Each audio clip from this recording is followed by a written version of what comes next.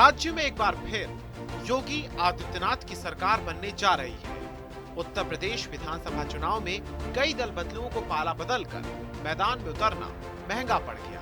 उन्हीं में से एक है योगी सरकार से मंत्री पद से इस्तीफा देने वाले और बीजेपी का साथ छोड़कर समाजवादी पार्टी में शामिल होने वाले दिग्गज नेता स्वामी प्रसाद मौर्य का, जिन्हें चुनाव में करारी शिकस्त का सामना करना पड़ा है।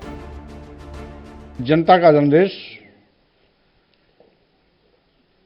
जो भी आया है, हम उसको यथावत उसका सम्मान करते हैं। रही बात जीत और हार का, ये दोनों लोकतंत्र के दोनों पहलू हैं। जीत को भी खुले मन से स्वीकार जिस तरीके से किया जाता है, उसी प्रकार से हार को भी स्वीकार किया जाना चाहिए।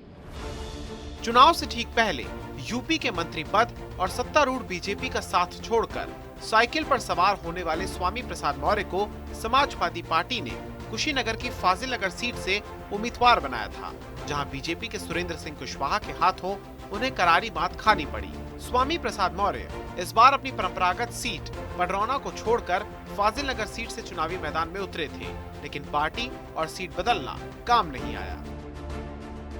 मैं हार स्वीकार करता हूं, लेकिन मैं चुनाव हारा हूं, हिम्मत और हौसला नहीं हारा हूं।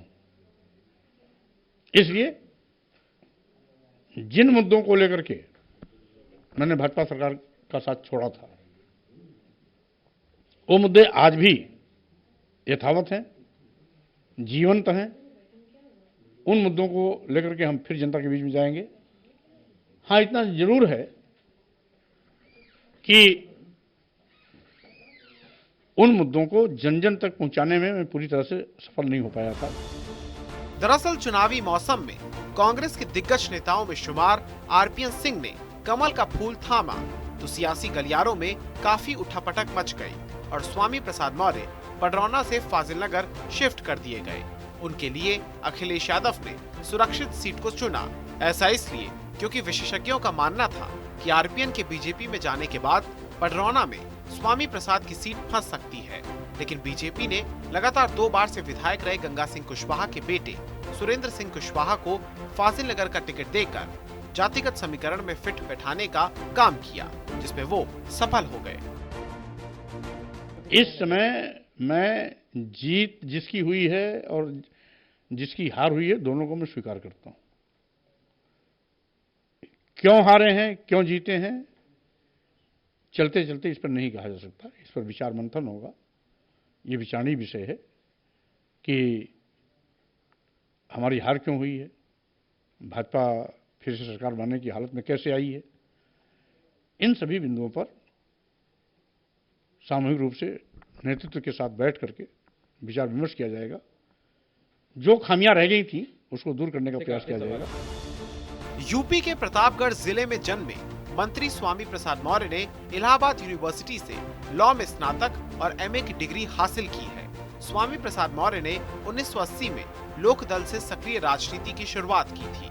स्वामी प्रसाद मौर्य बहुजन समाज पार्टी के प्रदेश अध्यक्ष, विधानसभा में नेता विपक्ष और मायावती की सरकार में मंत्री रह चुके हैं।